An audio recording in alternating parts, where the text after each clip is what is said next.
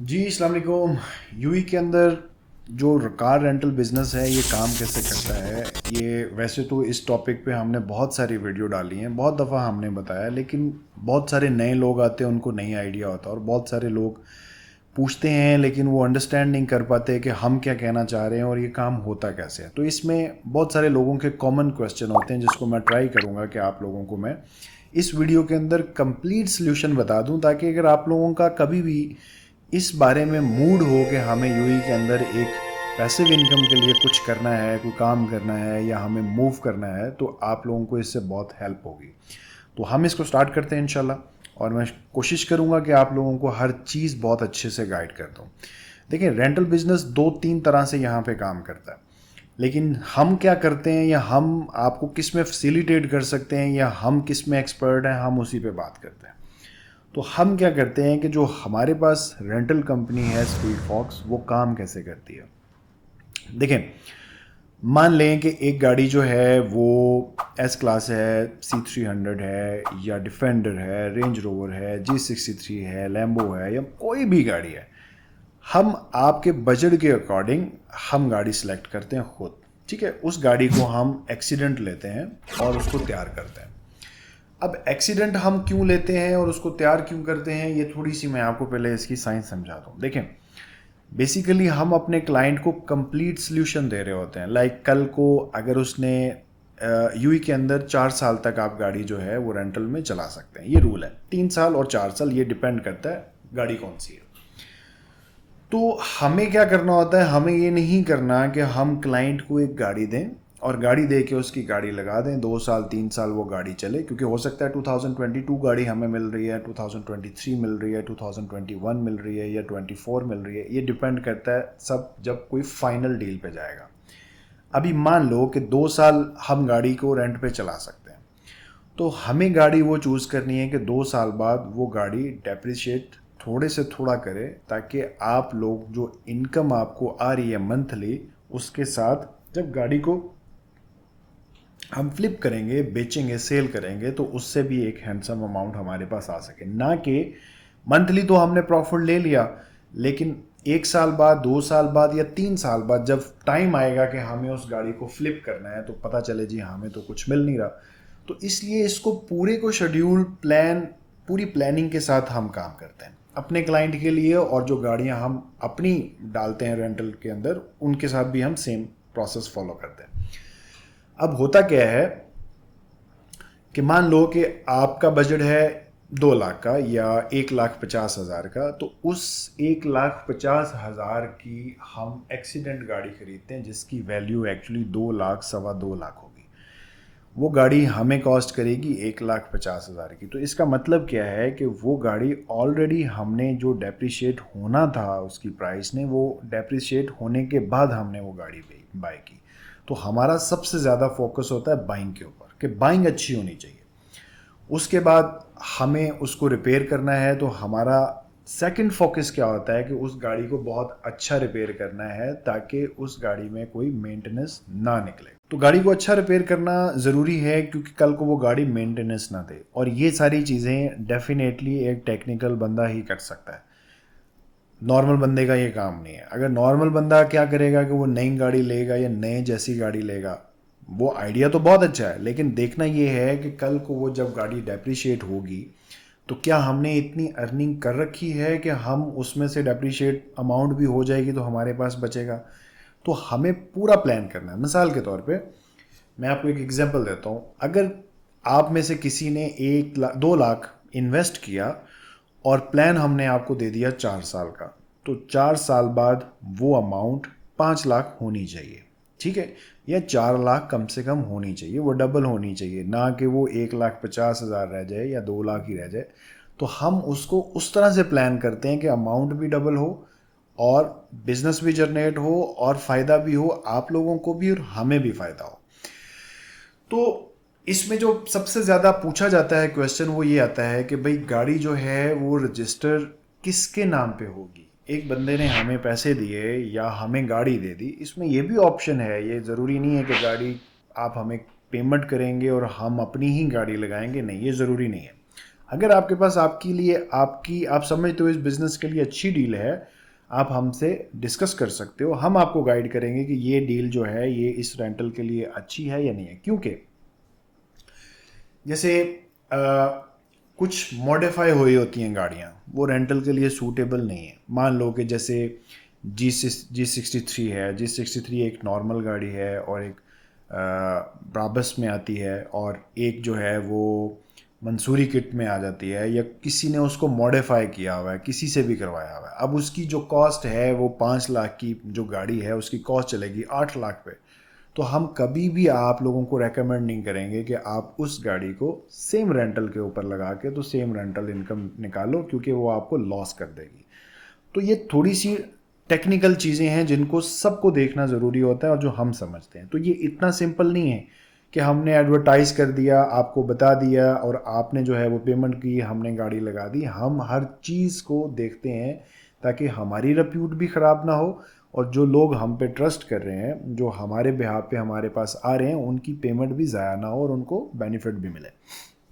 तो इसलिए ये सारा प्लान जो है ये हम डिसाइड करते हैं कि हमें कैसे करना है। अब सबसे ज़्यादा जो पूछे जाने वाला क्वेश्चन होता है ना, वो ये होता है कि भाई ऑनरशिप किसकी होगी। तो देखिए, जो यूई का रूल है उसी के अकॉर्डिंग चलना पड़ेगा ना, वही फॉलो होगा। तो यूई का रूल ये है कि कोई भी रेंट के ऊपर गाड़ी रेंटल कंपनी के अलावा रजिस्टर नहीं हो सकती। मान लो मेरी कंपनी है और गाड़ी भी मेरे पर्सनल नाम के ऊपर है, वो भी नहीं चलेगी। तो गाड़ी को रेंटल में चलाने के लिए आपको मूव करना पड़ेगा रेंटल कंपनी के नाम के ऊपर। अब आपकी सेफ्टी और सिक्योरिटी क्या होती है, तो हम हमारा और कंपनी का और क्लाइंट का जो है एक म्यूचुअल एग्रीमेंट होता है जो कि ऑथेंटिक होता है।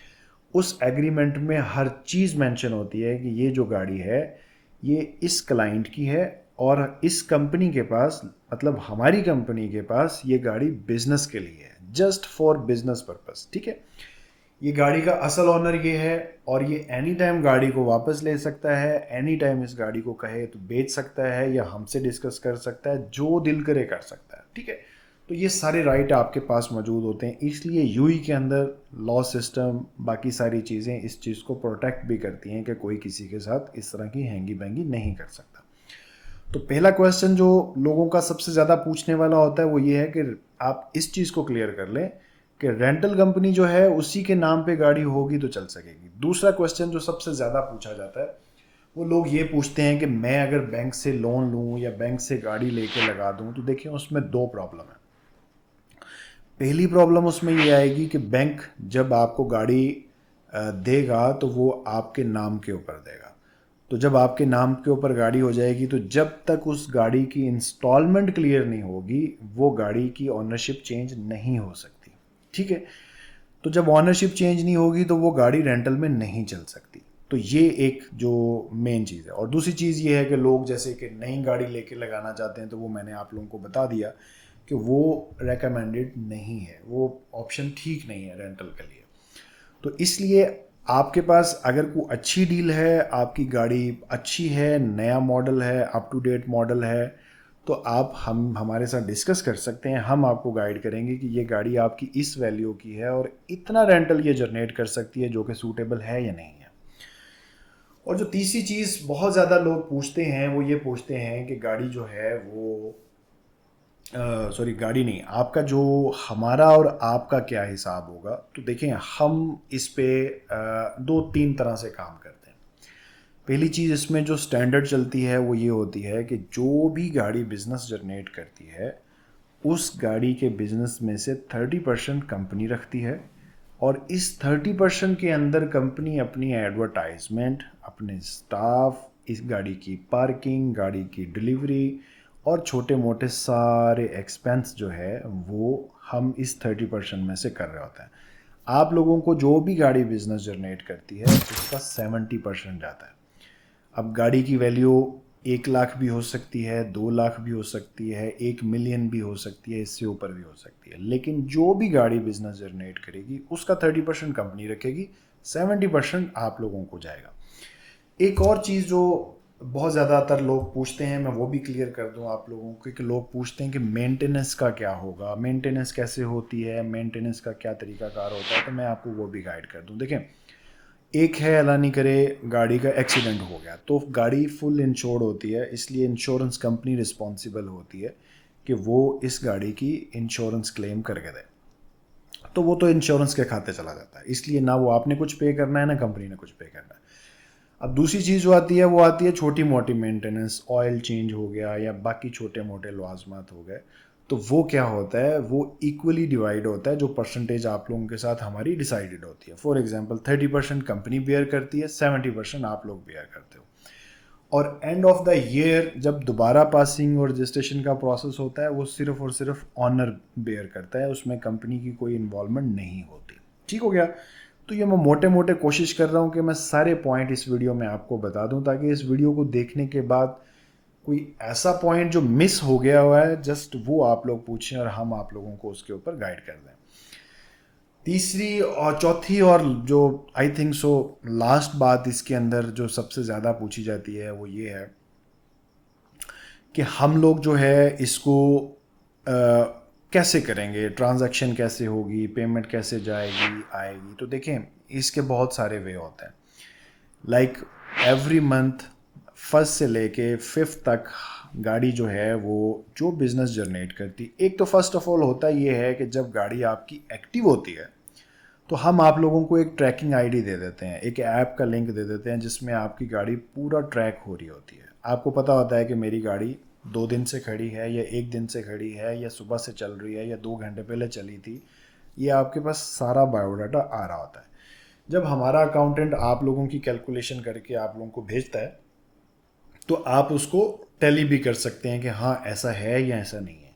हिसाब किताब के अंदर कोई प्रॉब्लम होती है तो वो भी हम आप लोगों को फैसिलिटेट करते हैं। अब पेमेंट का क्या सिनेरियो होता है, पेमेंट आप किसी भी कंट्री में हैं वहाँ पे सेंड हो जाती है, आप लोगों को मिल जाती है। उसके लिए आपका यूई के अंदर होना नहीं होना मैटर नहीं करता। इस बिज़नेस को आप किसी भी कंट्री में बैठ के ऑपरेट कर सकते हैं, इसमें कोई रिस्ट्रिक्शन नहीं है, कोई प्रॉब्लम नहीं है, ये बहुत ईजी वर्क करता है। और हमेशा हम आप लोगों को वो चीज़ गाइड कर रहे होते हैं जो बिज़नेस हम खुद कर रहे होते हैं। हम कभी भी ऐसी चीज़ के ऊपर, हम कभी प्रॉपर्टी के बारे में कोई वीडियो नहीं बनाते, हमें प्रॉपर्टी के बारे में आइडिया ही नहीं है। प्रॉपर्टी का बिज़नेस अच्छा है, प्रॉपर्टी का बिज़नेस नहीं अच्छा, स्लो है, तेज़ है, हमें नहीं पता।